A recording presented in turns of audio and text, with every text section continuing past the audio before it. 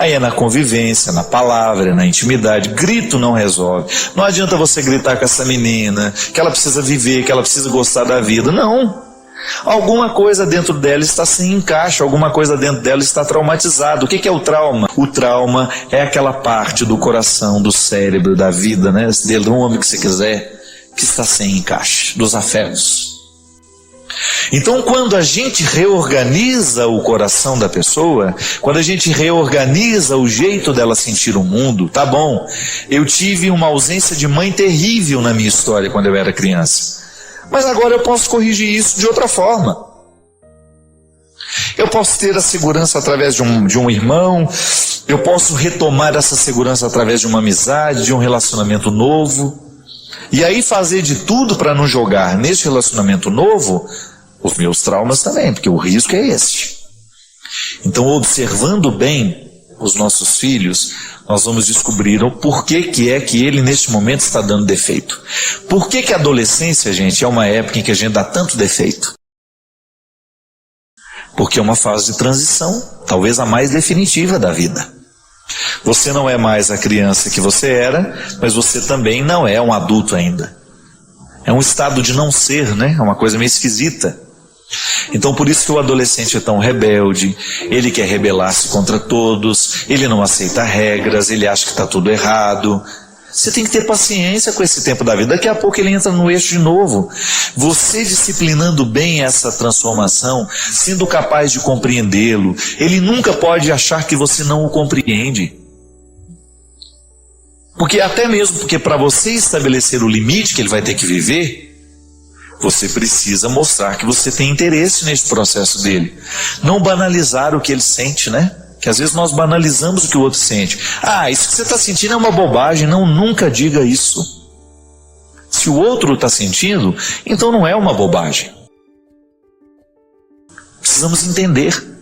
Então às vezes, Helena, o que nos falta é olhar para essas pessoas que estão do nosso lado e ajudá-las a retirar aquele peso, porque não é normal que a gente queira morrer aos 16 anos. Não é normal que a gente queira morrer hora nenhuma, né? Se de repente a gente está perdendo o gosto pela vida, cuidado. Não deixe isso crescer dentro de você. Semana passada eu tive um encontro que me ensinou muito, mais uma vez, isso que eu estou dizendo. Que eu gosto de concretizar na prática aquilo que eu sei na teoria.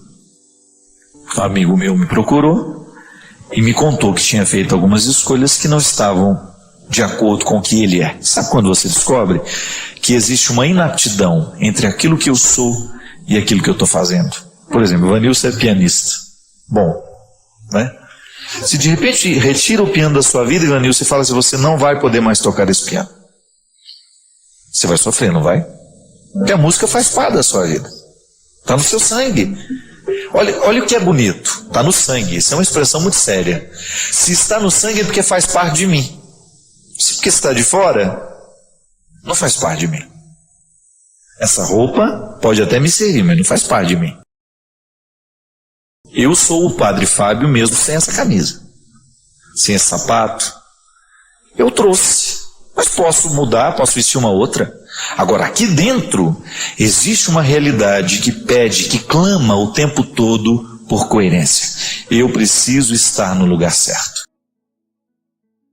Então, quando eu começo a permitir que o meu ser fique habitando um lugar para o qual ele não foi feito, eu começo a comprometer o sentido da minha vida. E era justamente sobre isso que falava o meu amigo, chorando, dizendo, eu estou no lugar errado, fazendo a coisa errada. Estou traindo a minha essência, estou traindo o que eu sou. Não pode. Não pode ficar um dia a mais. Se você descobre que você está traindo a sua essência, insistindo em ficar numa situação para a qual você não foi feito, você está comprometendo o sentido da sua vida. Minha gente, o que Jesus fazia com as pessoas era isso. Encontrava a pessoa certa no lugar errado e fazia o quê? Dava um jeito de orientá-la para que ela estivesse no lugar certo. É igual planta. Se você desconsidera a natureza da planta, Aquela planta foi feita para lugares úmidos. Eu insisto em transplantá-la, tiro ela do lugar úmido e coloco no lugar seco. Não espere, não adianta fazer nada, ela vai morrer. Estou lá na luta com as minhas palmeiras. Plantei umas palmeiras lá lindas, todo dia eu olho para ela, ai meu pai, será que elas vão sobreviver? Aí estou fazendo de tudo que eles falaram que eu tenho que fazer para que ela sinta menos o transplante, né? Aí eu fico tentando favorecer o crescimento para que ela não morra, eu não quero que ela morra. E você sabe que eu olho para o meu jardim lá, que agora eu estou tendo a oportunidade de cuidar, eu fico vendo o que Jesus fazia com as pessoas, é a mesma coisa comigo, minha gente. Eu também sou uma planta que se estiver no lugar errado eu morro. Não tenha medo. Não tenha medo de olhar para o lugar que você está, a vida que você está vivendo, e mexer nisso tudo. Ninguém nasceu para ser drogado, ninguém nasceu para ser triste, para ter problemas sim, porque faz parte da vida. Mas ficar o tempo todo alimentando um processo de depressão, de angústia, de ansiedade, não. Passa. De vez em quando a gente se entristece, de vez em quando alguém vai fazer alguma coisa errada para nós, alguma coisa ruim que vai nos machucar, mas você passa. Se você estiver plantado no lugar certo, você suporta tudo isso. Esse não é o nosso esforço, minha gente, é o meu, é do Ivanilson, é seu. A gente descobrir o lugar no mundo, sabendo que o que Jesus quer fazer conosco é isso, oferecer-nos o lugar certo. Conversão é isso, é você dar os passos para ocupar o lugar certo. A realização que eu quero, que você quer, e que Deus já quis muito antes de nós.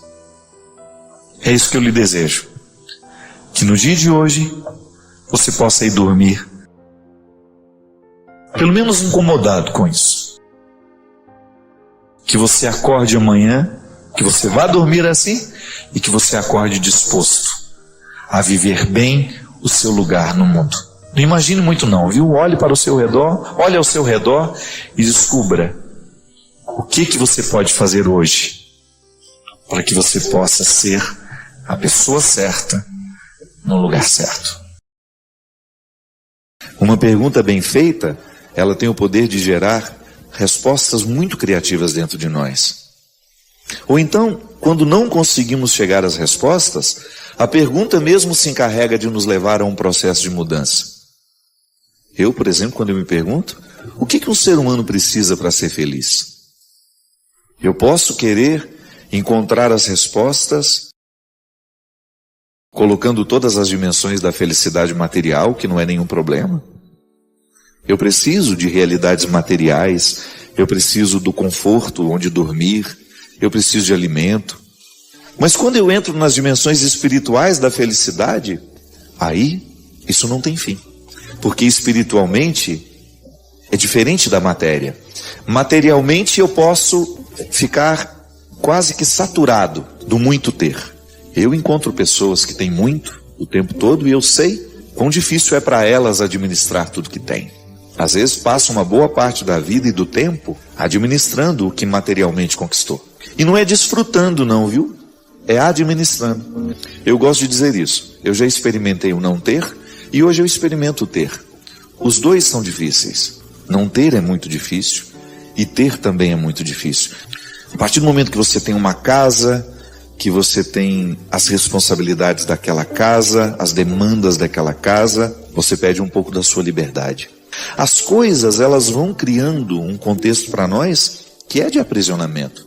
Por mais livre que a gente seja, a gente sempre tem um certo e, às vezes, alguns moderados, outros um exagerado apego às coisas. Aliás, quando a gente vai morrer, quando a gente sabe que está próximo de morrer, muito nos pesa o saber com quem ficarão as coisas.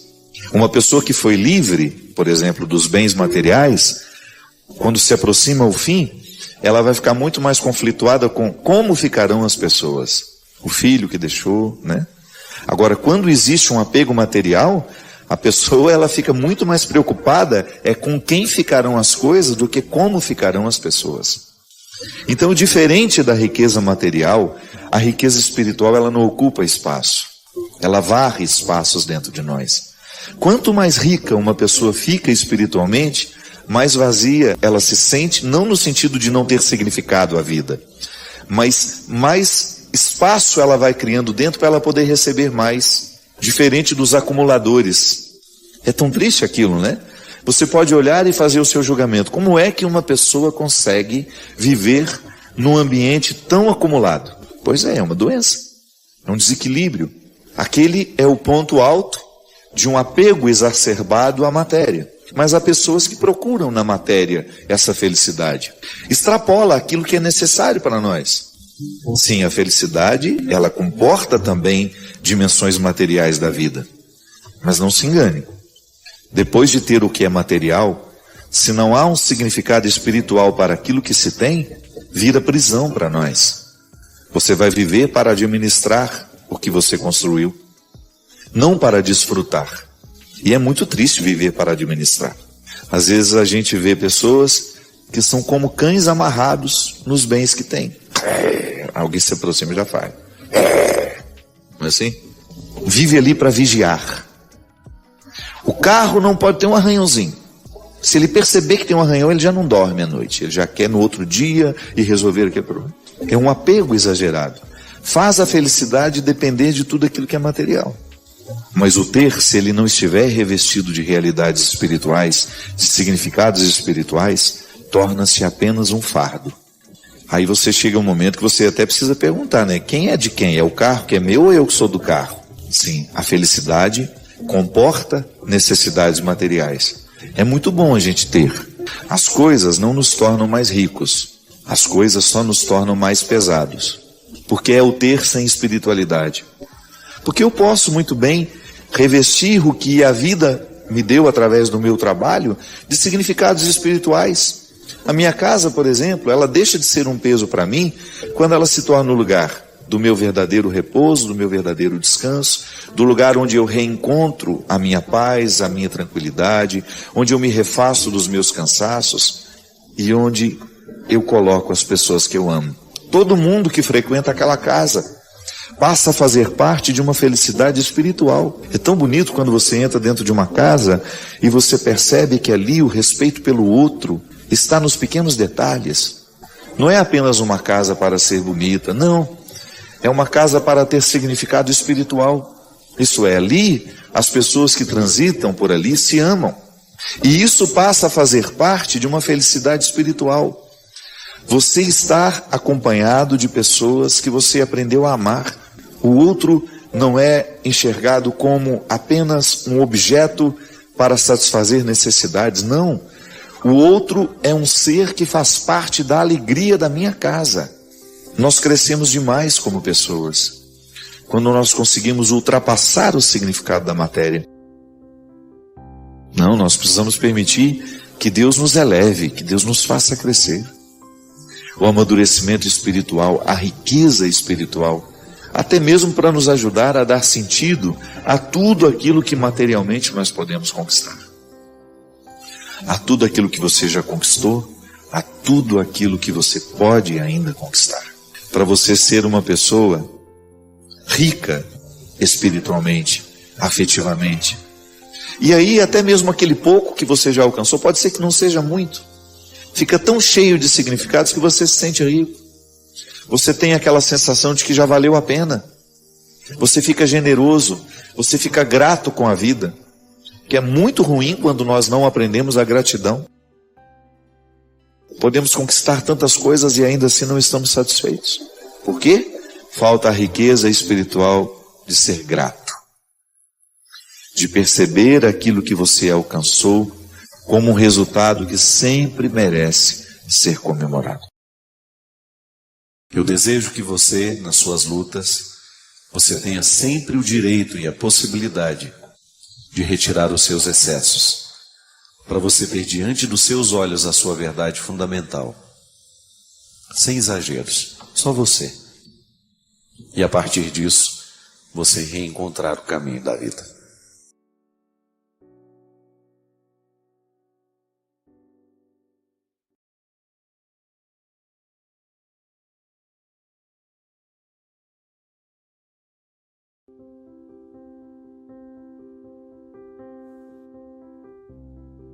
Isso que faz a diferença. Quando nós acreditamos na história que estamos vivendo.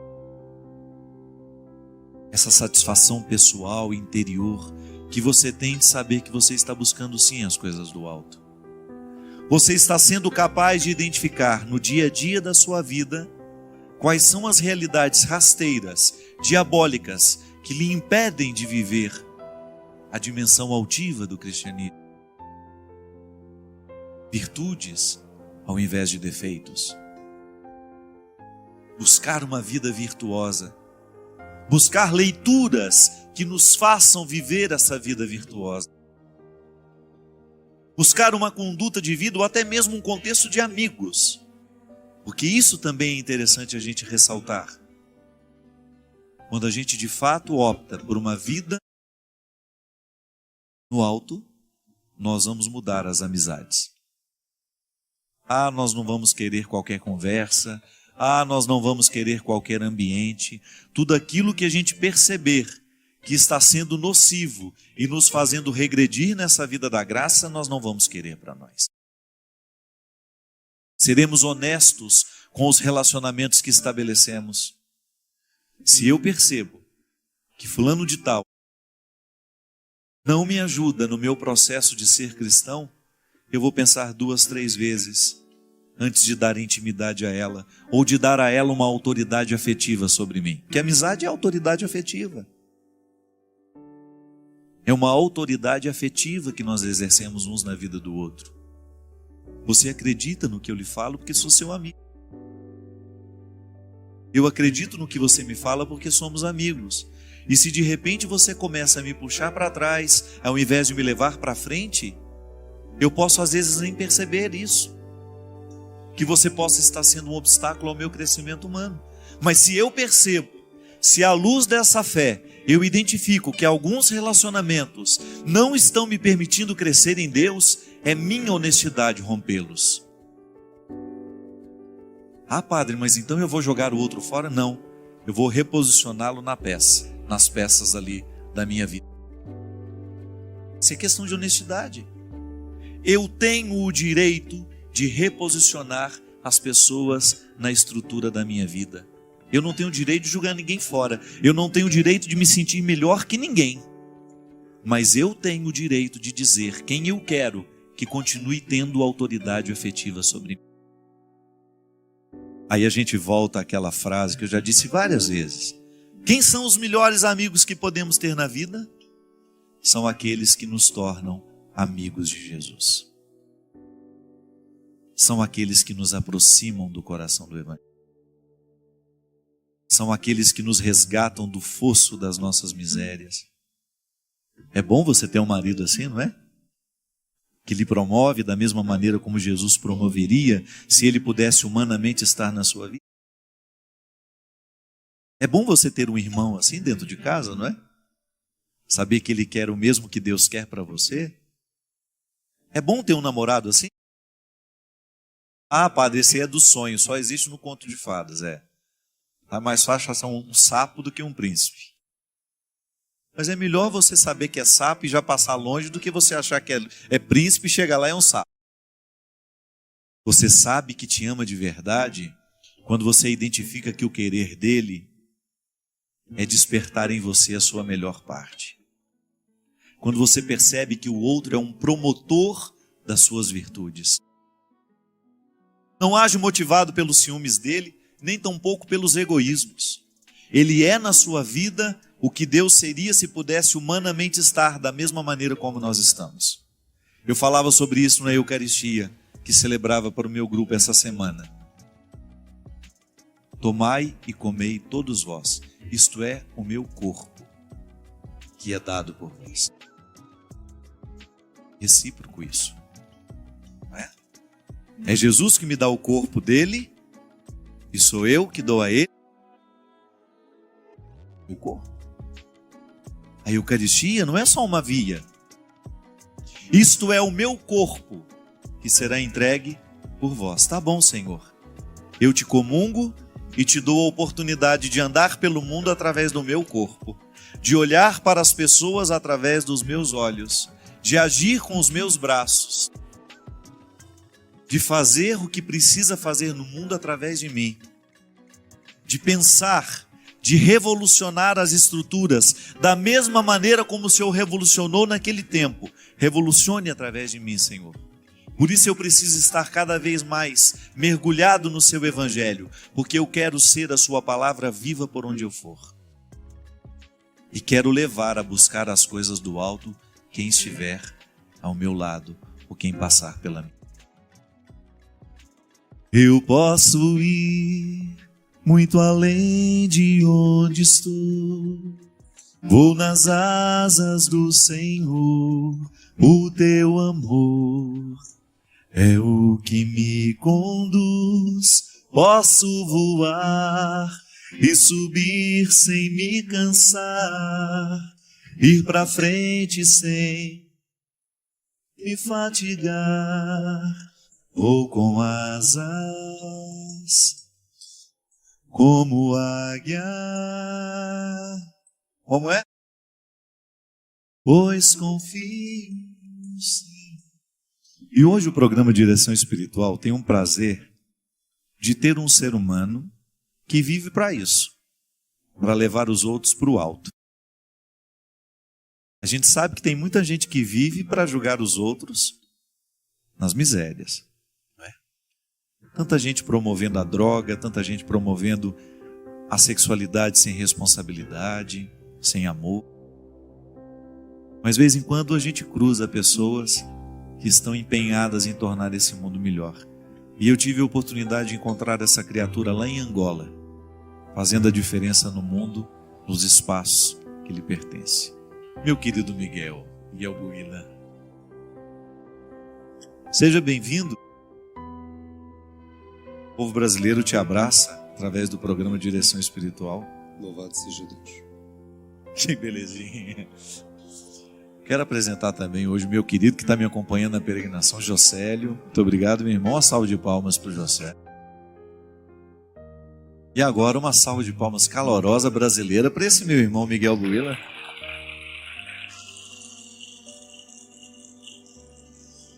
Miguel, conta pra gente qual é o trabalho que você tem feito hoje em Angola, através da música. Primeiro, onde você nasceu? Que lugar? Luanda. Luanda, na capital mesmo. É. Vou ficar sentadinho daqui, viu? Nasci em Luanda. Nasceu em Luanda. Começou a cantar quando? Já nasceu cantando, né, pelo jeito. O médico, quando bateu na bunda do Miguel para ele acordar, para ele começar a viver, ao invés de chorar, ele cantou. Não, mas foi uma experiência muito, digo, engraçada, porque a pessoa que me convidou queria ser padre. Eu disse, pensa bem, eu quero dar netos à minha mãe, e você? Você falou que queria dar netos, Falei, né? E pronto, essa pessoa desistiu de ser padre, pensou bem, acho eu. No entanto, ele convidou-me para cantar, para pertencer à comunidade. E você tinha quantos anos isso? Na altura, acho que eu devia ter 12, 13 anos. 12, 13 anos. Perdi o meu pai aos 7 anos, e então a minha atividade, a minha vida na igreja era mais firme. Então, quando ele convida-me para cantar, eu disse, não, eu quero estudar apenas, eu quero me formar, fazer a minha família. Mas não é que quando comecei a ter encontro pessoal com Jesus, a minha vida mudou. Mudou porque eu hoje tenho as pernas que eu sonhei durante a minha infância. E Deus me deu essas pernas através do louvor. O Espírito Santo mostrou-me que eu, para vencer, para viver, para eu conquistar o sorriso daquelas pessoas que me desprezavam, eu tinha que ter atitude, porque eu também tive a minha mãe alcoólatra. Lembro-me que uma vez avisaram-me que ela estava jogada na rua. E eu, paraplégico, não sabia o que fazer para acudir. Mas graças a Deus a minha mãe converteu-se. Ela já não bebe, nem tem sinais. Então, o que eu podia apresentar a Deus? Senão a minha gratidão por tudo que Ele fez na minha vida. Disseram que eu não podia ter filhos. Hoje eu tenho um casal e o segundo filho faz hoje 2 anos. E Deus é Deus. Louvando, eu consigo fazer com que as pessoas também, aquelas que não têm pernas para chegar a Deus através do louvor, consigam obter essas pernas. E muita gente, nessa peregrinação principalmente, dizem assim, mas tenha fé, você vai andar. Para que mais andar se eu já tenho aqui o melhor de Deus, o seu coração, a sua misericórdia? Acho que andar nesse mundo não faz diferença. A única coisa que faz diferença é o amor e a misericórdia de Deus. E é isto que eu canto. Eu louvo a Deus por isso.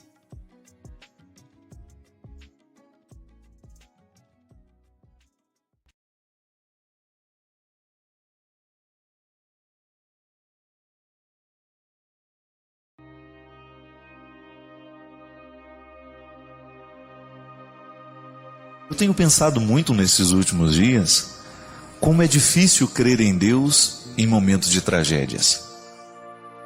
Talvez você experimente isso também no seu coração. Quando a gente vê tudo isso de tão triste acontecendo pelo mundo afora, a começar na virada do ano, quando nós vimos tantas pessoas que estavam querendo se divertir, querendo passar uma virada de ano feliz, sendo soterrada, vivendo os problemas da enchente. E agora, nessa semana, essa tragédia tão terrível que está massacrando o coração da humanidade, com cenas tão fortes, com cenas tão difíceis de serem vistas. É natural que o nosso coração se pergunte. Não tenha medo disso. É natural que neste momento a gente pense, meu Deus, onde estava o Senhor nessa hora? Como é que nós podemos continuar acreditando em Deus, mesmo em momentos tão trágicos? Como é possível a gente equilibrar a nossa fé em Deus, a nossa confiança, vendo imagens tão terríveis? Como é possível acreditar na misericórdia de Deus, na bondade divina, tendo que acompanhar os noticiários nos últimos dias? Minha gente, eu ousaria dizer que nem sempre na vida nós vamos encontrar as respostas que nós queremos. E que o grande desafio neste momento está justamente em nós descobrirmos que não ter respostas já é uma experiência de fé.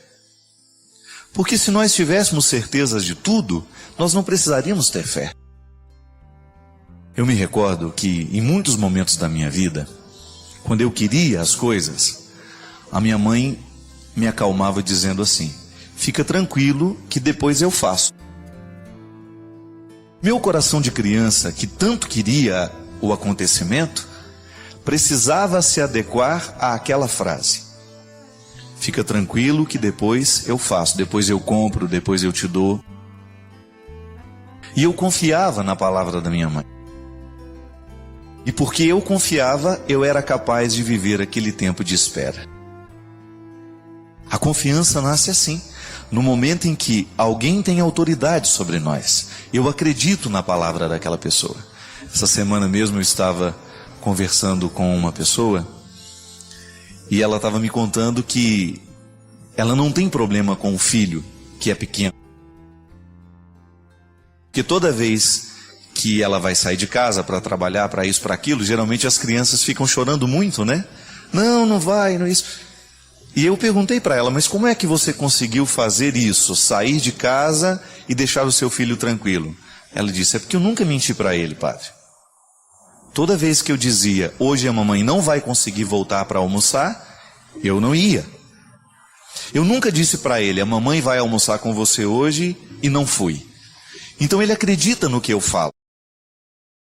Ele confia na minha palavra. A relação de confiança entre o coração do filho e o coração da mãe está na certeza de que a mãe não vai falhar. Minha gente, a nossa experiência com Deus passa pelos mesmos caminhos. Mas e quando nós temos a sensação de que Deus falhou? Tenho certeza, por mais que seja grande, por mais que seja certa a nossa fé em Deus, é natural que no momento da tragédia a gente fique resbalado e fique pensando: onde estava o Senhor nessa hora? Será que o Senhor não deixou de cumprir a sua parte? Será que o Senhor não deixou de proteger? Será que o Senhor não deixou de olhar por nós naquele momento? Mas aí nós precisamos ser justos. Nós precisamos nos reportar àquela certeza de que a vida segue um curso de liberdade e que muitas vezes a tragédia de hoje foi construída aos poucos pela incompetência humana, pela irresponsabilidade humana, e que Deus não pode intervir no processo da nossa liberdade. Muitas vezes a tragédia é construída por nós. Somos nós que vamos construindo de maneira inadequada, somos nós que vamos ocupando os espaços que são dos rios, somos nós que vamos desviando os rios de lugar, vamos estreitando os seus caminhos, somos nós que vamos cimentando tudo, impedindo que a terra tenha capacidade, que a chuva tenha espaço de ser absorvida.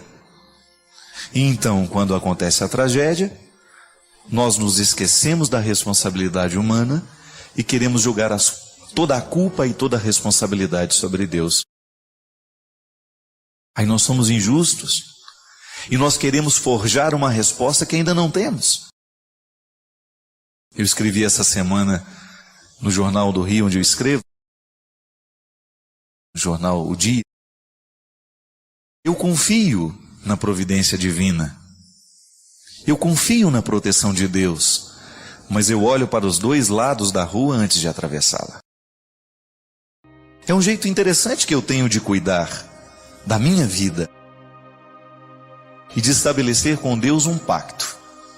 O Senhor cuida de mim e eu ajudo a cuidar também.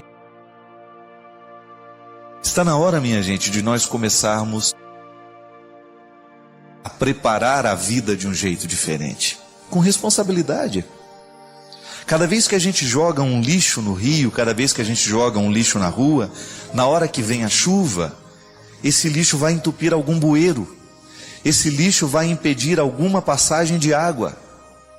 Está certo que as autoridades públicas precisam cuidar de coisas que são importantes também, mas nós não podemos abrir mão da nossa parte nessa responsabilidade. É a vida humana sendo um espaço onde Deus age através do nosso bom senso, através da nossa consciência. Tem se falado tanto no mundo hoje, né? Minha amiga Célia Pimenta, lá de Belo Horizonte, uma advogada muito conceituada, uma reflexão bonita sobre o consumo ético. O que é o consumo ético? Não é você viver de restrições, mas é antes de você comprar, antes de você fazer, antes de você adquirir, você pensar 2, 3 vezes se realmente você precisa daquilo. Nós vivemos um tempo onde a gente descarta as coisas com muita facilidade. Às vezes eu fico impressionado a quantidade de lixo que as sociedades modernas produzem todos os dias. Você vai comprar um sanduíche, ele vem dentro de uma embalagem imensa, cheia de plásticos, cheia de papéis, e aquilo, a duração, né, a utilidade daquela caixa, às vezes não dá 40 segundos. Isso é consumo ético. É quando você descobre que você pode viver com um pouco menos e que você vai viver bem do mesmo jeito. Que quando você abre a torneira lá da sua pia para escovar o dente, é consciente da sua parte fechar enquanto você escova os dentes. Que se tem algum vazamento dentro de casa, é preciso buscar arrumar aquilo, para que você não desperdice a água que o planeta precisa. Que é possível construir hoje com um pouco mais de consciência ecológica, o reaproveitamento da água, né? Buscar novas formas de consumir essa água com um pouco mais de consciência. Minha gente, as tragédias que muitas vezes acontecem no mundo são frutos das nossas incompetências. Nós tivemos aquele encontro lamentável em Copenhague, né? Onde queriam discutir os destinos do mundo. É o destino, é a nossa sobrevivência, é a sobrevivência do seu filho. que passa pelas decisões dos nossos governantes, em diminuir a emissão de gases que destroem a camada de ozônio, que aumenta o aquecimento global, que desfaz as geleiras, e que depois esta água vem inundar as nossas cidades, vem avançar sobre as nossas cidades, sobre as nossas ruas. Porque se nós não encarnarmos o cristianismo nessas decisões importantes do nosso dia a dia, se a gente não começar a tratar das nossas decisões a partir de uma reflexão ética, moral, o mundo vai perdendo qualidade, minha gente. Jesus precisa entrar na nossa vida assim também, nos impedindo de julgar um lixo no lugar errado. Jesus precisa entrar na nossa vida nos ajudando a reciclar o lixo. A gente já falou tantas vezes aqui de reciclar o lixo do coração, né? Todas as reciclagens são importantes.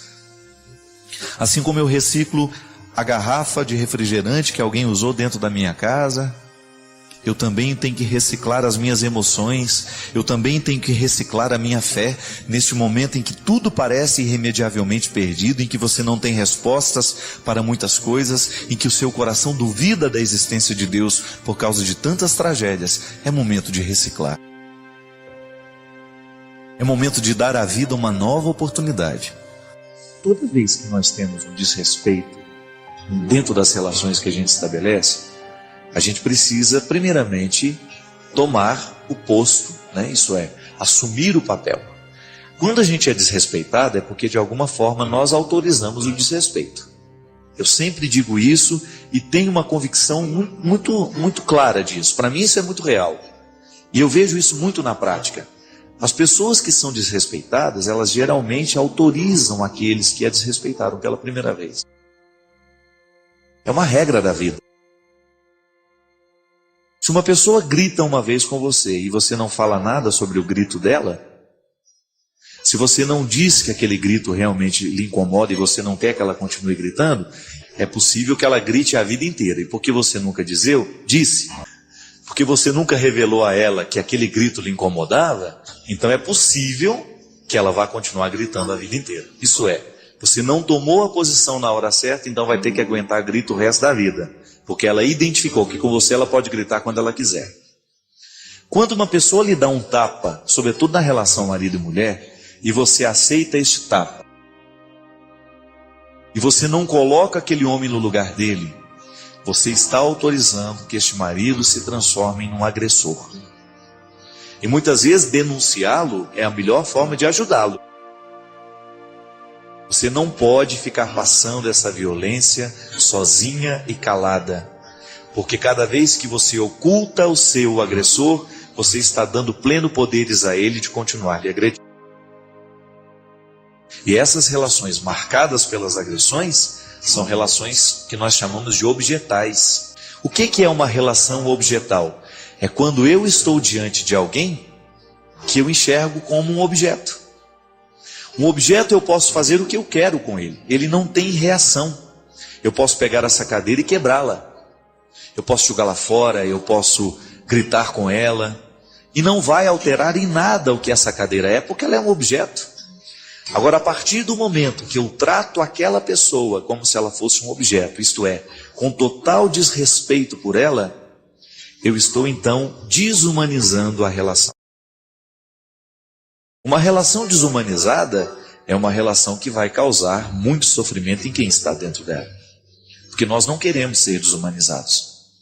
Mas volto a dizer, no momento em que há o primeiro gesto de desumanização, se a gente não reage contra esse gesto, é possível que a gente vá se desumanizando cada vez mais.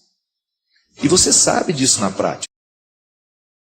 Começa a pensar aí na sua vida, quantas pessoas já lhe agrediram com palavras, e são agressões constantes muitas vezes. Filha que grita com a mãe, isso é tão comum, não é? Filho que agride a mãe. Um dia essa mãe perdeu a autoridade sobre ele. E a autoridade não é gritar não, viu? A autoridade é dizer a ele com calma, você não vai gritar comigo, porque eu sou sua mãe e mereço respeito. E você vai demonstrar por meio das suas atitudes, que se ele continuar gritando com você, ele vai passar por um processo de correção que lhe vai ser muito doloroso. Porque se você não contorce essa situação, não é aquela história? É de pequenino que se torce o pepino, não tinha uma coisa assim? É verdade. Se você não coloca a criança no lugar certo, daqui a pouco ela está mandando em você. Relação objetal entre pai e filho é muito comum. Tem muitos filhos, gente, que são, olha, 2, 3 anos, carinha de anjo, mas já estão agindo de maneira terrível. Já são diabólicas nas suas atitudes. Sabe por quê? Porque elas estão criando dentro delas um espírito de autoridade que um dia vai desencadear e até mesmo no risco de violência física contra os pais. Então é preciso que a gente o tempo todo jogue luz sobre as relações que nós estamos estabelecendo. Será que nós também não estamos tratando o outro como se fosse um objeto? Será que nós não estamos autorizando os agressores?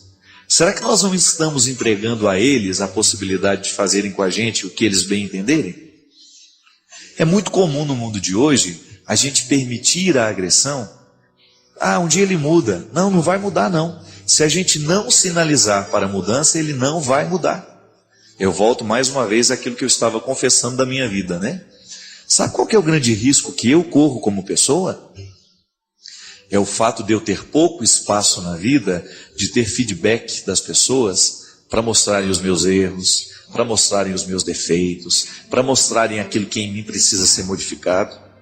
Por uma razão muito simples. Às vezes a minha estrutura de vida não me permite isso.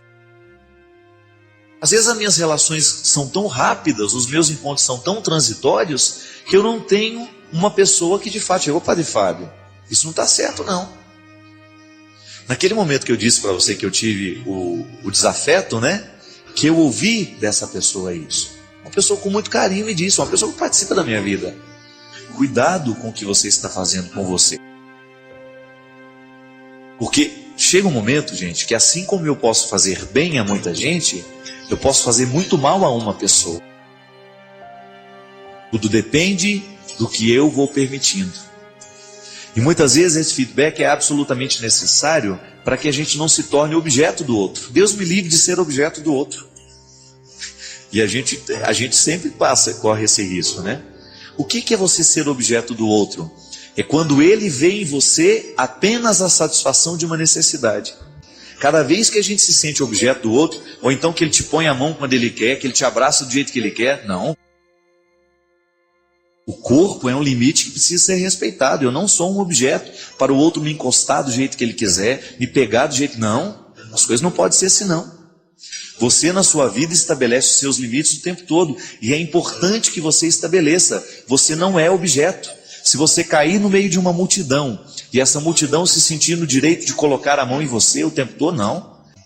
Há um limite que precisa ser respeitado. A relação objetal, ela acontece em todas as dimensões da vida. No momento que você vai ao banco, por exemplo, você corre o risco de ser considerado um objeto.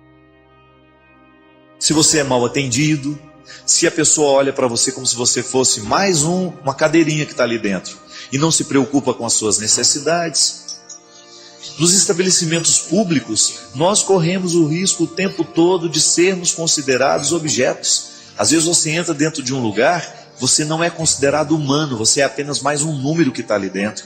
Numa fila de espera no hospital, numa fila de laboratório, sei lá. Você corre o risco de ser considerado um objeto. Eu até digo que o que faz diferença no atendimento das pessoas hoje? Se você tem uma empresa e não quer trabalhar a partir das relações objetais, é você tratar o outro como gente. Hoje, por exemplo, eu fiz uma experiência muito interessante lá em Taubaté. Eu precisava de uma informação a respeito de uma encomenda minha internacional que está vindo, e eu liguei nos Correios. E não estou tratando com preconceito, mas geralmente quando a gente liga para essas empresas, a gente custa ser atendido, não é assim? Até que aquilo cai dentro daquele setor que vai analisar a situação. Não, imediatamente eu fui atendido por um rapaz chamado Rogério, que foi a segunda vez que ele me atendeu. E olha, o interesse dele por resolver a minha situação, nem era da alçada dele, mas ele se interessou pelo assunto, procurou e disse, Fábio, nem sabia quem eu era. Falou, Fábio, quando você, vamos esperar mais uns 2 dias, não conseguindo, ligue, me chame, fale comigo, que eu vou lhe ajudar a resolver essa situação. O que na verdade aconteceu, minha gente, é que aquele rapaz, no exercício da sua profissão, me tratou como gente. Porque nós somos agredidos muitas vezes, como essa senhora estava dizendo, não é só por meio de atitudes, de gestos violentos, não. Às vezes, eu, em negligenciar uma informação, eu estou sendo violento com o outro. No momento que eu não digo ao outro o que eu sei, ou que eu não faço pelo outro o que eu posso fazer, eu estou sendo violento com o outro.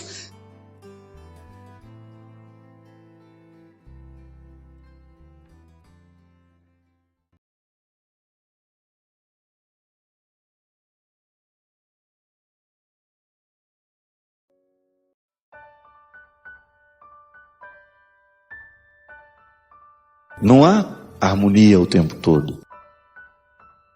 A vida, justamente por ser viva, ela é movimento.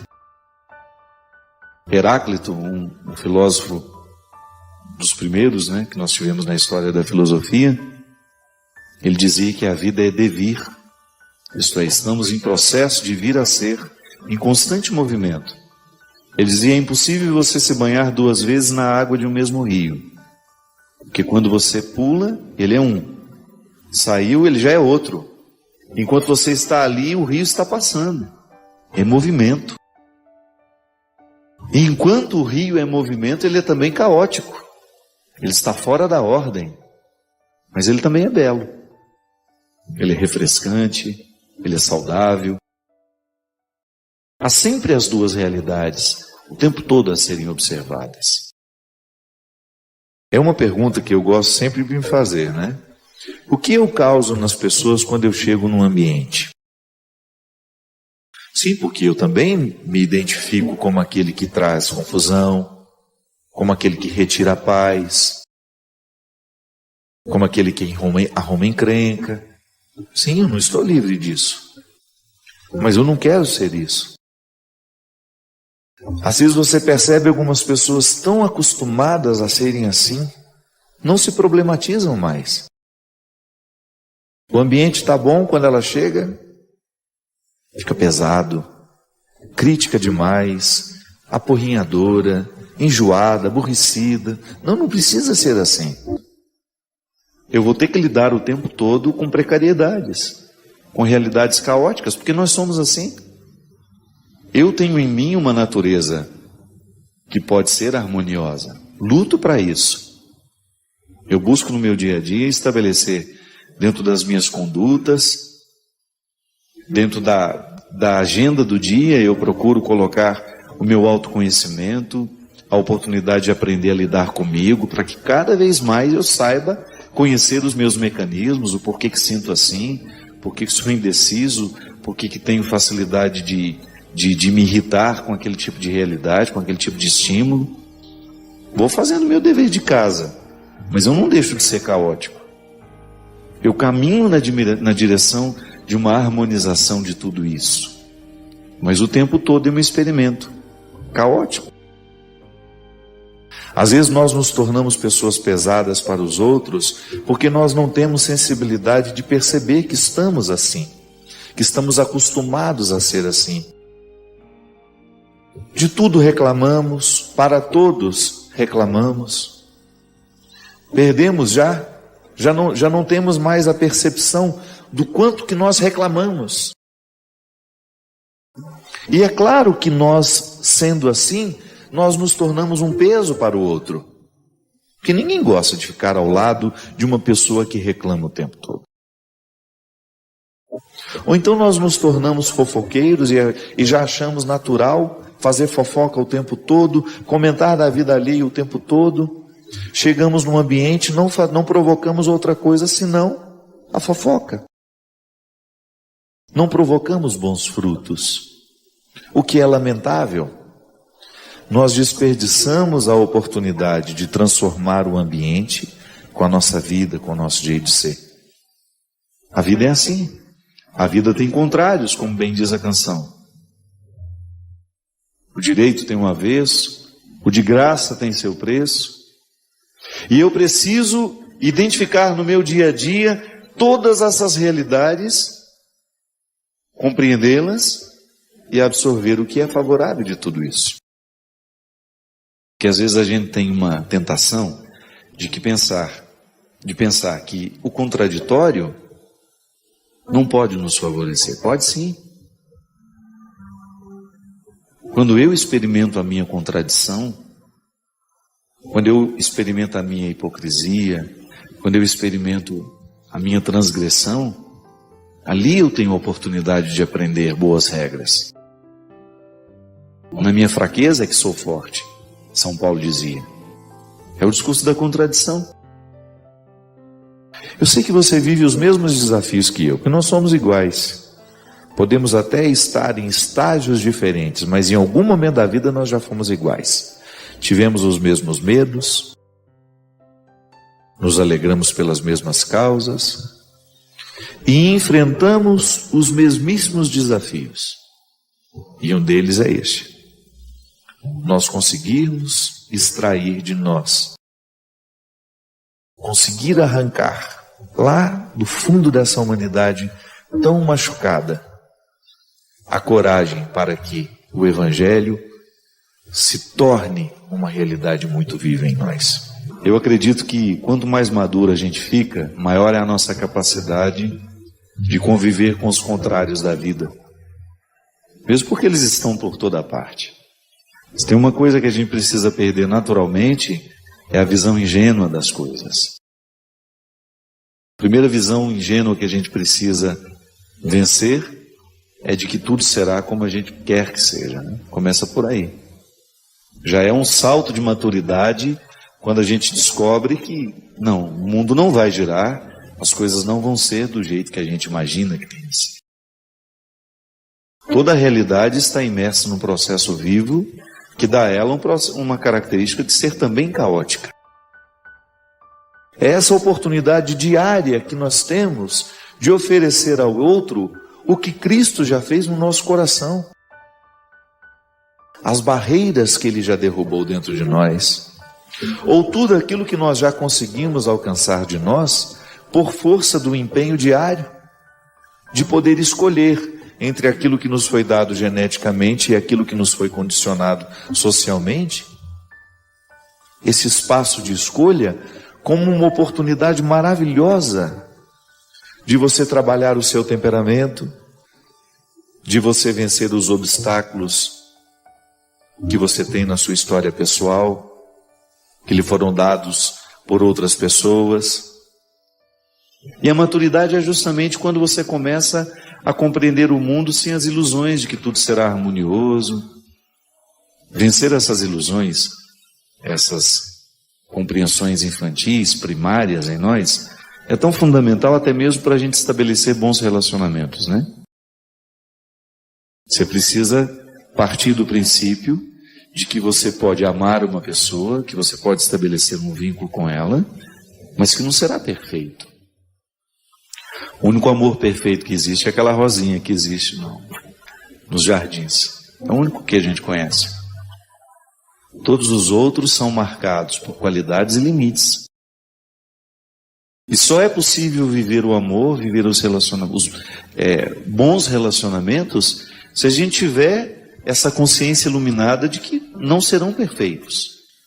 Aqui, hoje nós estamos falando que muitas vezes o nosso amor pode ser fruto da nossa carência. É disso que Jesus fala.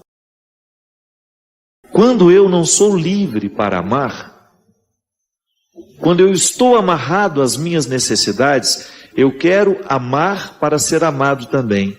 Eu quero amar para ser admirado pelo outro. Eu quero fazer um gesto de caridade para que isso possa repercutir e os outros venham me admirar. É toda uma preocupação com a exterioridade. O amor que eu amo tem que primeiro agir nas dimensões mais profundas da minha vida. Lá onde tudo é bastidor. Lá onde não existe publicidade. Nós estamos justificados o tempo todo. A gente finge ser cristão o tempo todo. E fingimos bem. Expulsamos, rejeitamos, Você acha que eu não observo isso em mim todos os dias? Sem medo de reconhecer aqui para você. Tantas vezes eu sou hipócrita, porque não sou capaz de fazer as mesmas escolhas de Jesus, porque não sou capaz de reconhecer o que de fato precisa de mim. Onde é que eu preciso exercer a realeza de Jesus? Sem vaidade, sem excessos, sem prepotências, sem arrogâncias. Até mesmo nas ideias. Porque isso é interessante, minha gente. Quando uma pessoa tem esse Deus vivo, natural em si, ela agrega naturalmente para perto dela muitas outras pessoas que querem viver a mesma experiência. Aí você entende o porquê que o Evangelho é contagioso. Que uma pessoa verdadeiramente convertida ao Evangelho, ela se torna um atrativo, não no sentido de superficial de ser uma atração, não, mas de provocar a atração, de ser um ponto de convergência. Sim, nós experimentamos muito isso dentro da nossa casa. Quando você identifica que existem algumas pessoas, geralmente é o pai, a mãe, ou uma tia, uma avó, alguém que tem essa força, esse carisma de agregar. Como Deus se utiliza dessas pessoas para harmonizar situações difíceis, criar paz num contexto de dificuldades, de ser aquela pessoa ponderada que nos ajuda a entender o meio termo. Essas pessoas são fundamentais na vida humana. Se a gente quiser pensar o nosso cristianismo com muita responsabilidade, teremos de passar a nossa reflexão por esse crivo. No que acreditamos? No que fazemos com o que acreditamos? E em que ponto dessa história, dessas muitas contradições que estão no mundo, nós nos situamos? Muitas coisas no meu jeito de ser não foram escolhidas por mim. Eu herdei, trouxe das influências dos que estiveram ao meu lado no momento em que eu estava sendo formado. Mas a gente sabe que entre aquilo que nos foi dado geneticamente e aquilo que nos foi dado socialmente, existe um espaço reservado para a escolha. Nós acreditamos nessa liberdade de você ter condições de escolher o que você quer ser, ou então de você pelo menos ter o direito de escolher um pouco daquilo que lhe foi dado, ou até mesmo nas suas determinações genéticas, do seu temperamento, de você ter o direito de administrar um pouco isso, né? Para você não ser refém do condicionamento que você acabou herdando. Então eu quero escolher ser também uma pessoa que provoca isso onde chega. Uma pessoa conciliadora, uma pessoa que harmoniza, que traz alegria. Isso é um fruto do Evangelho em nós. E se você não se acostumar a observar-se no meio de tantas contradições, o seu cristianismo também nunca será verdadeiro. Será uma falácia, uma conversa fiada, uma vaidade pessoal. Dentro das nossas comunidades isso é tão comum. Encontrar pessoas cruéis, mas todas disfarçadas, sob os disfarces do cristianismo. É a pior crueldade que pode existir. Porque se você lida com uma pessoa sabendo que ela é má, agora quando você lida com uma pessoa disfarçada de boazinha, exercendo-se em seu papel, ela sendo ela, né? Arquitetando toda aquela crueldade, isso é extremamente destruidor. Você destrói a fé de uma pessoa assim. De nada vale a gente fazer para o outro ver que estamos fazendo, minha gente. O que de fato transforma é aquilo que repercute dentro de nós, na nossa oração, do nosso jejum. Não rezo para o outro ver que eu estou rezando. Não, eu rezo é para que o Deus que está no escondido possa ser encontrado pelo meu coração. Eu não faço jejum para que o outro fique me admirando. Não, não. É para que esse jejum repercuta na minha alma. É para que esse gesto de caridade tenha uma repercussão dentro de mim e me faça avançar na direção desse cristianismo cada vez mais maduro. Não quero alimentar em mim uma religiosidade, uma espiritualidade desumanizada, sem repercussões humanas. Não faz sentido. Este Deus que eu preciso buscar está no escondido. O cristianismo, minha gente, nos coloca educação, nos coloca gentileza. Então eu, antes de fazer um discurso, eu estou vivendo. E é vivendo que as pessoas vão me identificar como cristão ou não. Se o nosso cristianismo necessitar do nosso discurso o tempo todo para que a nossa identidade cristã seja dita ao mundo, alguma coisa está errada. Esse poder transformador que é o cristianismo em nós, que nos ilumina para ser um sinal de vida na vida do outro, esse cristianismo é vivo, ele é existencial. O cristianismo começou porque eles eram proibidos de se manifestarem. Ele começou nas catacumbas, lá onde os mortos eram enterrados. Depois que o cristianismo foi para as catedrais, para os lugares lindos, muita gente esqueceu das catacumbas. Mas o verdadeiro cristianismo se faz nas catacumbas. Quando nós descemos na miséria e somos encorajados pela força do Espírito a iluminar tudo o que é miserável, para que isso seja transformado pela misericórdia de Deus. Somente depois a gente tem o direito de subir e celebrar na catedral. Quem não vive a dimensão silenciosa, obscura do seu cristianismo, jamais vai admirar e compreender o verdadeiro significado da catedral. Quem quer o cristianismo de vitrine, nunca vai chegar ao coração de suas questões. E aí o nosso discurso é apenas uma consequência da nossa vida. O que a gente vai evangelizar é vivendo. O vizinho vai saber que nós somos uma família cristã pela nossa capacidade de ser uma vizinhança saudável, amiga, fraterna, solidária, capaz de respeitar as regras sociais. Eu canso de dizer isso aqui, né? Quando eu ponho fogo no meu quintal, além de prejudicar o meio ambiente, eu estou prejudicando a saúde de quem mora do meu lado.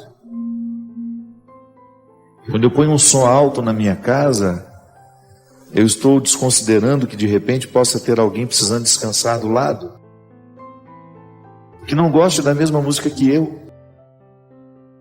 Quando eu não sou capaz de viver socialmente as regras que tornam a vida suportável, eu estou abrindo mão do meu cristianismo. Quem quiser a vitrine do Evangelho,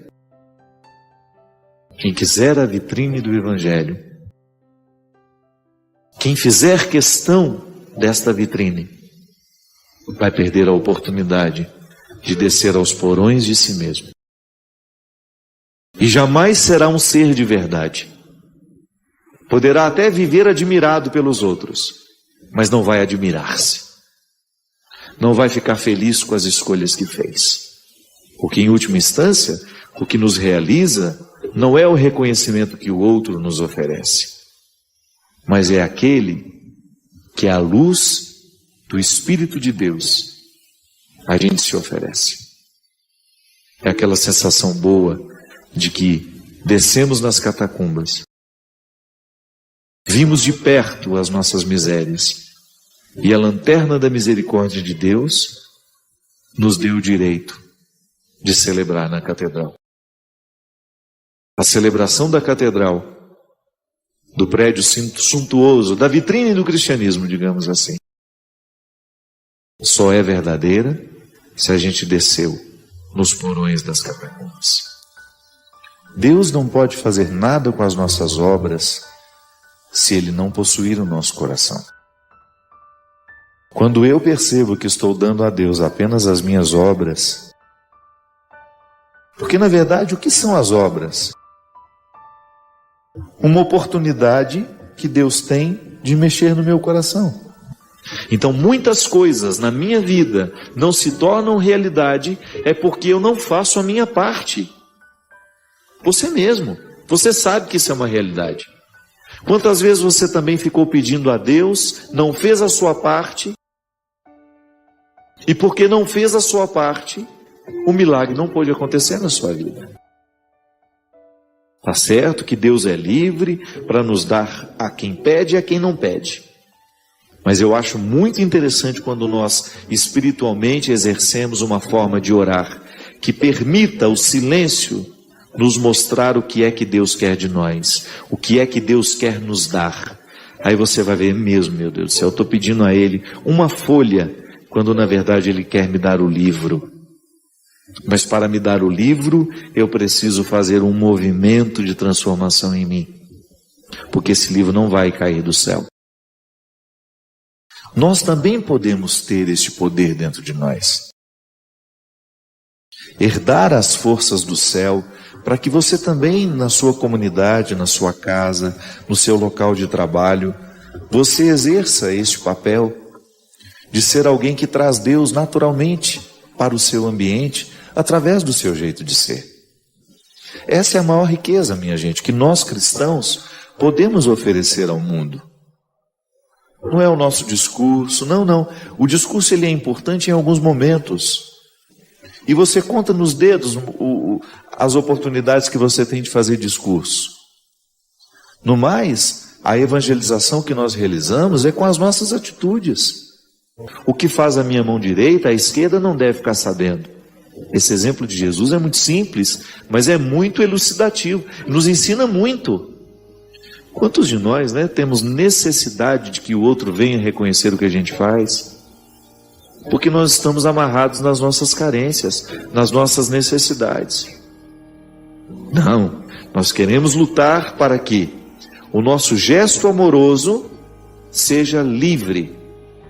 Ele não está amarrado a nenhuma necessidade, é ele por ele mesmo. Eu ficava pensando, qualquer pessoa que na minha vida possa exercer esse poder, de tornar bela toda coisa feia, de ser clarão no alto da serra. Sim, nós fazemos a experiência de passar pela vida, ou de ter na nossa vida, algumas pessoas que têm esse poder mágico mesmo, de nos iluminar com o amor que ama, de nos ensinar essa bondade que tudo perdoa. E o bom é que essas pessoas, elas contaminam. A gente quer ser assim também. Quando a gente convive com uma pessoa assim, nós vamos vivendo um processo de assimilação do outro em nós. Eu fico pensando, minha gente, que o nosso cristianismo não pode ser mensurado. Eu não tenho como dizer o tanto que eu já sou cristão. Você também não tem como medir, pegar uma régua e dizer, olha, eu já tenho quantos metros aqui de cristianismo dentro de mim. Mas há um termômetro interessante. É só a gente se perguntar se a gente também perdoaria o filho pródigo. É uma boa forma que a gente tem de avaliar o nosso cristianismo. Está aqui no Evangelho. Você perdoa aqueles que te magoam? Você perdoa aqueles que te ofendem? Ou você é um poço de mágoa? Aqui, ó. Uma frasezinha simples que Jesus é um tapa na cara da gente. Que às vezes nós ficamos querendo compreender a complexidade das coisas, fazendo muitas perguntas sobre Deus, mas a gente não tem coragem de perguntar a nós mesmos isso. Eu perdoo da mesma maneira como quero que Deus me perdoe? Ou eu ainda não sou capaz de ter um coração simples, amoroso, que entende o mal que o outro tantas vezes está pronto para cometer? Mas veja bem como é interessante. O enfoque de Paulo é que o cristão se posicione dentro da comunidade numa perspectiva de exercitar constantemente consigo mesmo exercitar-se diariamente numa conversão que lhe faça sair do seu egoísmo para viver comunitariamente, sempre pensando no bem comum. Quando eu penso no bem comum, eu tenho que necessariamente abrir mão do meu mau humor, da minha falta de caridade, da minha falta de justiça, da minha fofoca, porque senão eu não construo o bem comum. Como é fácil identificar, no meio de tanta gente, aquela pessoa que tem o dom de conciliar, de ajudar a resolver conflitos. E você identifica logo também quem é o que causa confusão, quem é o mais difícil, quem é aquele que coloca empecilho em tudo. E aí você percebe que o jeito de ser é também um pouco fruto da escolha. Sim, que com o tempo nós vamos perdendo a capacidade de reconhecer o que verdadeiramente nos salva. O que me salva são as forças do meu batismo. Eu estou aqui, com todas as sementes da salvação dentro de mim. Eu só preciso fazê-las florescer. Às vezes na nossa oração nós fazemos a mesma coisa. Nós ficamos pedindo o irrisório, quando Deus, na verdade, precisa nos dar muito mais que isso. Ah, padre, mas por que Ele não dá então? Sabe por quê? Porque quando eu estou preso no meu querer, eu não consigo mover a minha vontade para que o agir de Deus aconteça em mim. O imaturo vai sempre prejudicar a ação de Deus, porque a ação de Deus, ela depende da nossa reação. Porque Deus quis que fosse assim. Deus pede o agir humano, sempre. Até para abrir o mar vermelho, o povo teve que colocar o pé na água. Quando Moisés estava apavorado, sem saber como iria fazer para atravessar aquele mar, ele corre lá, o que Deus diz para ele? Ah, peraí Moisés, eu vou resolver seu problema. Não. Ele dá uma ordem, fala para o povo caminhar. Fala para que o povo continue caminhando. E somente na hora que aquele povo começou a colocar os pés na água, é que o mar se abriu. O povo precisou fazer a sua parte. O povo precisou manifestar a sua confiança. O povo precisou exercer a sua vontade. Nós queremos a libertação. Então, ao colocar o pé na água, o agir de Deus se tornou uma realidade. E é por isso que a conversão será sempre para nós um exercício de deixar de lado as situações que nos privam de nós mesmos. Porque só quem está na conquista diária de si mesmo vai saber oferecer-se a alguém. Caso contrário, se não houver essa busca pessoal por ser de si mesmo, nós não teremos condições de nos oferecer a alguém. E nós não saberemos entender essa liberdade cristã. Uma palavra errada que você diz a um filho, uma palavra errada que você diz a alguém a quem você tem autoridade afetiva sobre ela. Eu, como padre, é um perigo. Eu machucar definitivamente o processo de fé de uma pessoa por causa de uma palavra cruel que eu posso dizer. Sim, e também o outro na minha vida. Palavra machuca. É a coisa mais preciosa que nós podemos ter na vida, é a palavra. Mas ela pode matar, mas ela também pode fazer viver.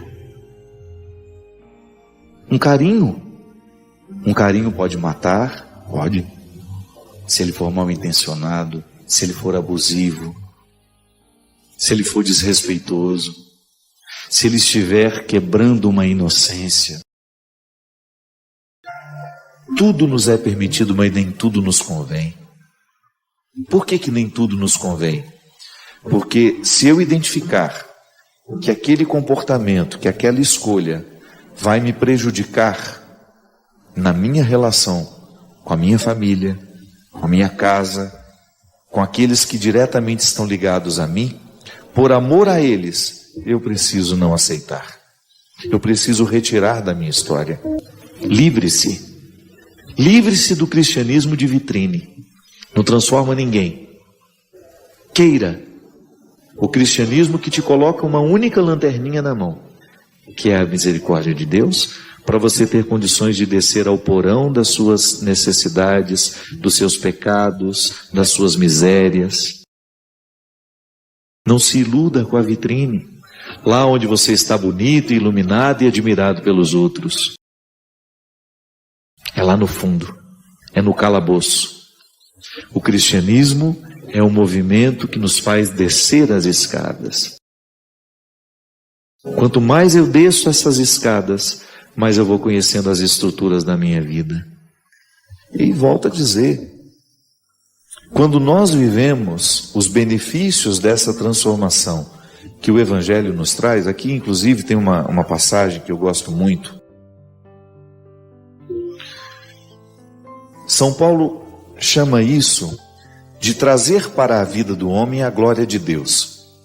Então eu, na oportunidade que eu tenho de substituir as minhas realidades humanas, que são naturalmente precárias, porque eu sou humano, por mais que eu consiga ser uma pessoa boa, eu sempre tenho a minha natureza humana que é invejosa, encrenqueira. Então eu tenho um contexto de realidades humanas que eu preciso administrar o tempo todo.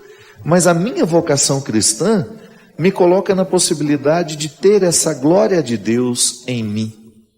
Mas eu preciso buscá-la, tornar-se um referencial de pessoa que é capaz de converter o que é feio em bonito, de acender uma luz por onde passa,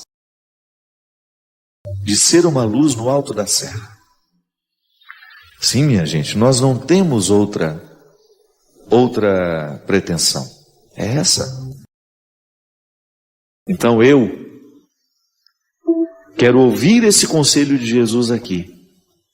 Eu não quero dar ordens a Deus. Eu quero ouvir dele o seu conselho. E o momento de oração, o momento da contemplação, é um momento privilegiado de ouvir a voz do Senhor na nossa vida.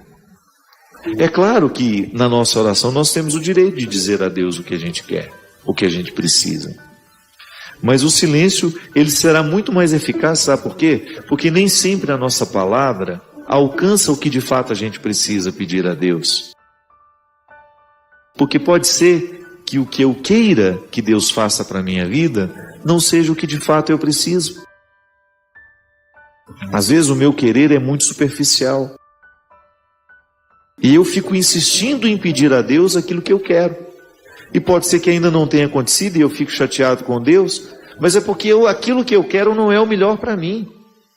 Então é tão mais interessante a gente ficar diante de Deus, dando a Ele a liberdade de nos mover, né? De nos dar aquilo que de fato a gente precisa, ainda que a gente não saiba o que é.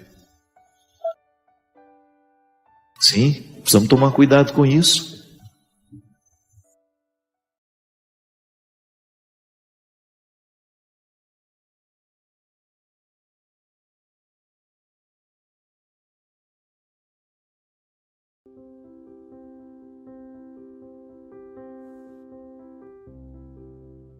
Gostaria de saber se o senhor, como padre, também adora imagens ou o senhor adora somente a Jesus Cristo. O senhor acha correto a adoração de imagens, como muitos católicos fazem? O senhor ensina as pessoas a adorarem somente a Deus e não as imagens? Obrigado, fique com Deus. Minha filha, não só eu, como toda a igreja ensina que nós não podemos adorar imagem alguma. A imagem é apenas um símbolo que nos remete a um valor superior, da mesma maneira como uma fotografia nos lembra uma pessoa que nós amamos. Eu não vou banalizar a foto da minha mãe, não vou jogá-la no lixo, não vou desrespeitar a foto da minha mãe, mas a foto da minha mãe não é a minha mãe. Eu apenas tenho respeito por ela, porque aquela fotografia é um elo que me leva até a minha mãe. Toda vez que eu olho para a foto, eu de alguma maneira fico ligado à minha mãe. O papel da imagem, dos símbolos, não é só a imagem. Em todas as religiões há símbolos. Os evangélicos têm símbolos, os católicos têm símbolos, os budistas têm símbolos, os judeus têm símbolos. O símbolo não nos salva. Ele apenas se presta a nos fazer a transposição, a estabelecer uma conexão com Deus. No nosso caso, minha filha, muitos católicos realmente confundem, acham que a imagem faz milagre, que a imagem pode curar. Não, é apenas uma questão de catequese, é orientação. A igreja não orienta dessa forma. Nós orientamos que toda a simbologia da fé está a serviço do nosso amadurecimento. Há pessoas que precisam dos símbolos, um pouco mais que as outras. Há outros que não. Agora, o símbolo é sempre importante. Seria uma imaturidade muito grande dizer que os evangélicos não têm símbolos cristãos. Tem sim.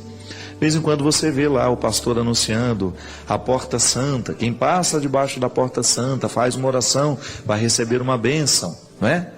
Ou recebe uma flor, ou recebe alguma... Tudo aquilo é simbólico. Não é passar debaixo da porta que vai mudar a nossa vida. Mas quando eu passo debaixo daquela porta com uma intenção dentro do meu coração, eu de alguma maneira me motivo, recebo, abro o meu coração para essa ação da graça de Deus na minha vida. Você imaginou se for da mesma maneira como isso pode parecer uma mágica, né? Religião não trabalha com magia. Religião é a união da graça de Deus com a responsabilidade humana. Então o símbolo age diretamente neste encontro de responsabilidade humana e graça de Deus. Quando eu digo responsabilidade humana, eu digo atitude humana. Eu tenho consciência que a minha fé me leva a tomar posicionamentos diante da vida. O símbolo me ajuda a tomar esses posicionamentos. O símbolo me ajuda a compreender um pouco melhor os meus posicionamentos. E aí na dimensão ritual, o símbolo me ajuda a rezar. Eu olho para uma figura e aquele símbolo me ajuda a entrar em comunhão com Deus. Eu escuto uma música, a música pode ser um símbolo. Eu escuto uma música e aquela música me eleva, ela me faz sair de mim, ela me faz ir ao encontro de Deus. Veja bem que a música tem uma dimensão simbólica, mas eu não adoro a música. Agora, se você for pensar, em muitas experiências religiosas, você vê que a pessoa adora a música. Ela não sai da música, ela não sai do cantor, ela não vai para Deus. O cantor, o instrumento, a melodia e a letra são apenas pontes por onde nós passamos para chegar a Deus. Eu tenho consciência disso. Como ministro de música, eu devo ser um instrumento para lhe ajudar a chegar a Deus. Você não pode ficar parado em mim, você não pode ficar parado nos meus CDs. Senão se estabelece uma adoração, uma idolatria. O que é a idolatria? É a substituição de Deus por uma realidade humana. Né?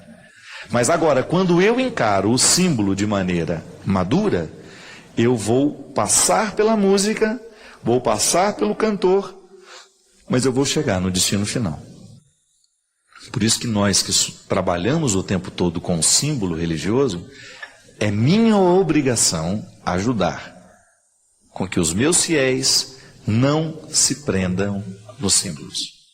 Então, toda pregação que eu faço, minha filha, eu sempre faço o meu esforço de conscientizar aqueles que estão me ouvindo, que não estudaram teologia, que não estudaram as mesmas coisas que eu estudei, eu faço de tudo para que elas não se prendam aos símbolos, para que elas não substituam Deus por um símbolo.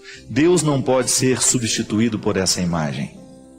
Agora, essa imagem, se bem interpretada, eu olho para ela com respeito, sem adoração, e ela me remete a Deus.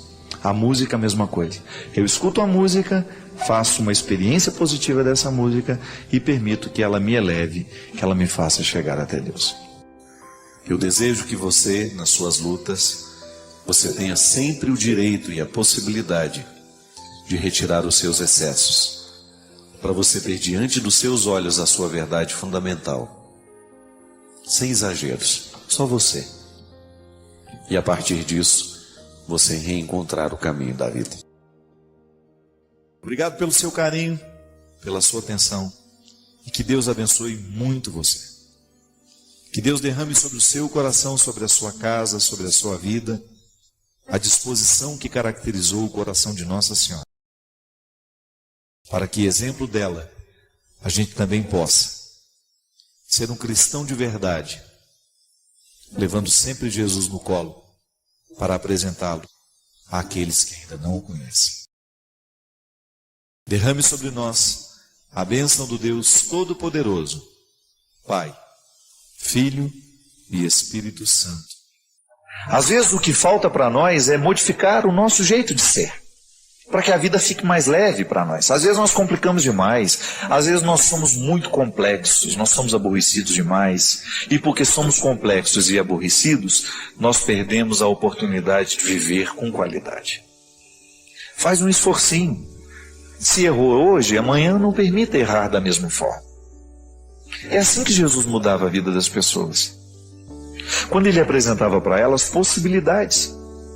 Pode observar, em nenhum momento, por pior que fosse a vida das pessoas, Jesus concedia a elas uma condenação, não. Era sempre uma palavra de salvação. Eu gosto de dizer que quem gosta de condenar é o diabo.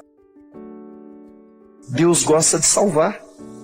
E faz de tudo para nos salvar, mas a salvação que Deus nos concede passa pela permissão do meu coração e do seu. Hoje eu quero que a vida seja melhor em mim. E quando eu opto por ser mais simples, menos complicado, menos aborrecido, menos carente, eu faço com que a vida das pessoas que estão do meu lado fique melhor. É um compromisso para todo dia. Não é só para hoje, não é só para amanhã. É um pacto que a gente começa a fazer com a vida. Eu quero fazer esse pacto, sabe por quê? Porque o primeiro interessado no meu bem-estar sou eu mesmo. Se você não faz o pacto, você se infelicita. Você começa a colocar dentro de você, ou guardar dentro de você e alimentar em você, uma série de sentimentos que não vale a pena. Você começa a registrar dentro do seu coração coisas que definitivamente foram feitas para serem passageiras. Às vezes o que falta para nós é modificar o nosso jeito de ser, para que a vida fique mais leve para nós. Às vezes nós complicamos demais, às vezes nós somos muito complexos, nós somos aborrecidos demais, e porque somos complexos e aborrecidos, nós perdemos a oportunidade de viver com qualidade. Faz um esforcinho. Se errou hoje, amanhã não permita errar da mesma forma. É assim que Jesus mudava a vida das pessoas. Quando ele apresentava para elas possibilidades. Pode observar, em nenhum momento, por pior que fosse a vida das pessoas, Jesus concedia a elas uma condenação, não. Era sempre uma palavra de salvação. Eu gosto de dizer que quem gosta de condenar é o diabo. Deus gosta de salvar. E faz de tudo para nos salvar, mas a salvação que Deus nos concede passa pela permissão do meu coração e do seu. Hoje eu quero que a vida seja melhor em mim. E quando eu opto por ser mais simples, menos complicado, menos aborrecido, menos carente, eu faço com que a vida das pessoas que estão do meu lado fique melhor. É um compromisso para todo dia. Não é só para hoje, não é só para amanhã. É um pacto que a gente começa a fazer com a vida. Eu quero fazer esse pacto, sabe por quê? Porque o primeiro interessado no meu bem-estar sou eu mesmo. Se você não faz o pacto, você se infelicita. Você começa a colocar dentro de você, ou guardar dentro de você e alimentar em você, uma série de sentimentos que não vale a pena. Você começa a registrar dentro do seu coração coisas que definitivamente foram feitas para serem passageiras. Quantos pais compreenderam a autoridade como uma forma unilateral de relação? Então não posso pensar que é família se lá existe autoritarismo. Mas também não posso pensar que exista família se lá existe a permissividade, se lá não existe autoridade.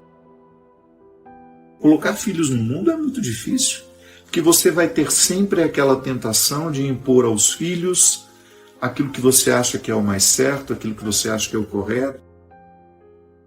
E veja bem, você tem todo o direito de fazer isso enquanto o seu filho não tiver condições de escolher. Aliás, faz parte da autoridade, do amor, você decidir pelo outro quando ele não é capaz de decidir. Seria uma desproteção você deixar que uma criança escolha quando ela não está madura para escolher. Seria uma irresponsabilidade de sua parte permitir que seu filho escolha quando ele ainda não está maduro para escolher. Mas também transforma-se numa irresponsabilidade quando você quer decidir pelo seu filho, sendo que ele já é maduro para decidir por ele mesmo. O autoritarismo vem aí, quando a gente não percebe que o tempo passou, que os nossos filhos amadureceram e que a gente continua impondo a eles a mesma forma de viver de quando eles não tinham condições de decidir.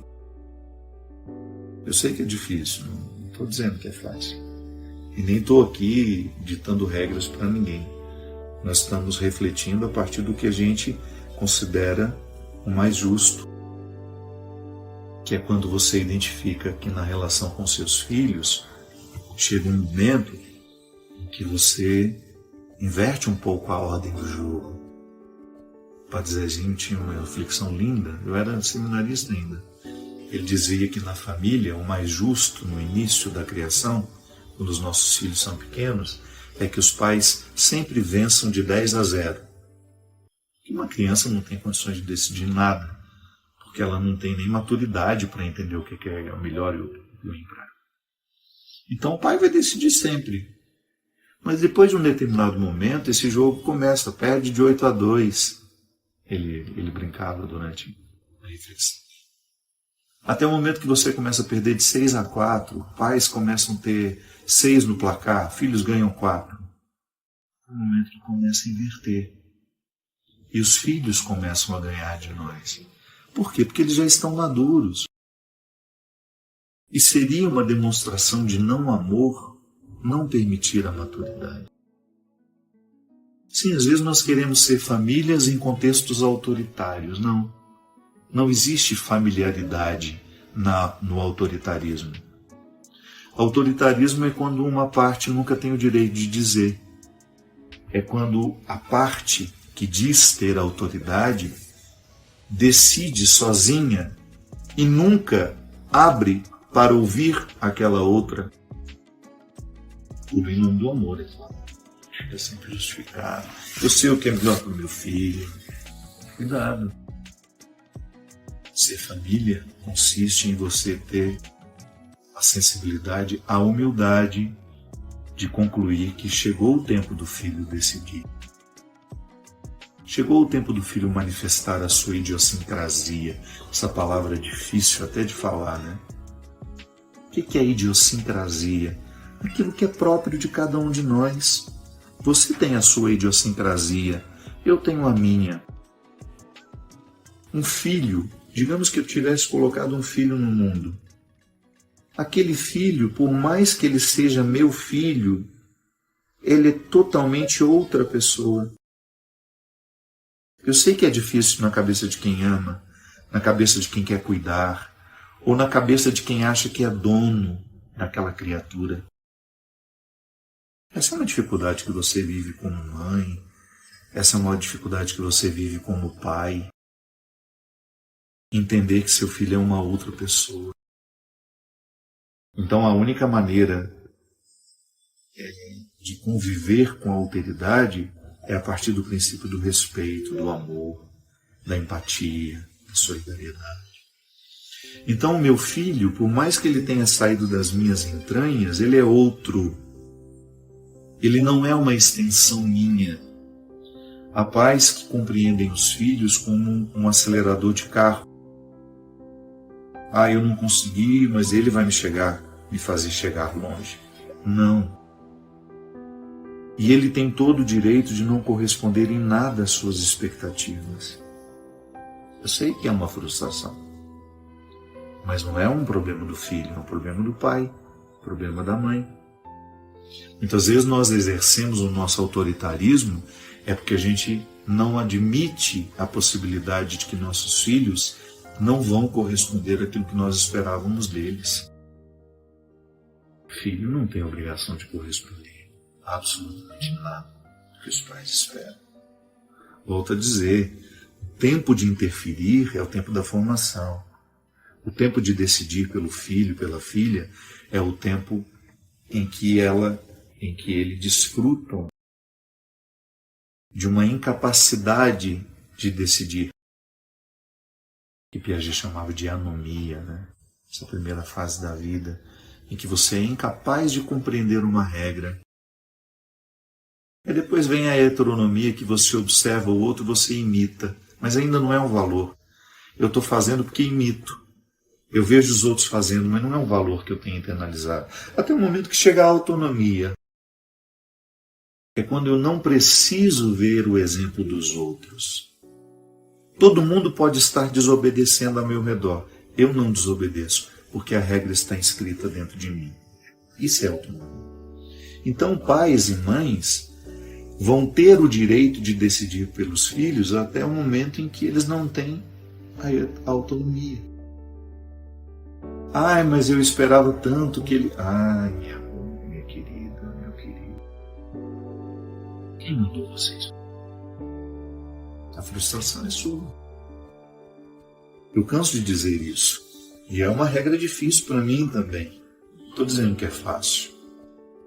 E você pode até dizer, padre, o senhor não tem filho, é fácil falar isso. Por isso mesmo. Se eu tivesse filho, eu estaria sofrendo do mesmo jeito que você, porque eu tendo a impor o que eu espero. Essa é uma condição humana. Eu não estou falando a partir de um pedestal, como se eu dissesse, olha, eu não tenho esse problema é só seu. Não, é meu também. A minha humanidade é ferida igual a sua. Eu também tenho a tentação de esperar dos outros. E sei que muitas vezes espero e me decepciono e me frustro e levo um tempo para me recuperar das frustrações. Só que eu tenho maturidade e quero amadurecer cada vez mais de compreender de que o outro não tem obrigação de corresponder ao que eu esperava. E sei que quando se trata de um filho, uma filha, é mais difícil ainda. E o conceito de família não se aplica. A gente, digamos assim, a gente é menos família, onde o autoritarismo prevalece. O conceito de familiaridade não combina com o autoritarismo. Nós não podemos fugir dessa máxima. Nós precisamos nos educar para que nós tenhamos condições de educar os nossos filhos para a liberdade. Você vai dar o seu palpite até o momento em que você não estiver ferindo a idiosincrasia daquele menino. Não adianta que você queira que ele seja um médico como você é, um advogado como você é. Se aquele menino não tiver na alma essa aptidão, seria uma crueldade da sua parte impor isso. Você fere o conceito de família, que é justamente educar para a liberdade. Não existe conceito de família no autoritarismo. Não existe conceito de família na permissividade. Meus filhos fazem o que querem. Nada pode desproteger mais uma criança do que quando ela é entregue à necessidade de decidir por si mesma, quando ela ainda não tem maturidade para isso. Nada pode estragar mais uma pessoa do que quando nós colocamos uma criança que não tem ainda maturidade para decidir questões importantes.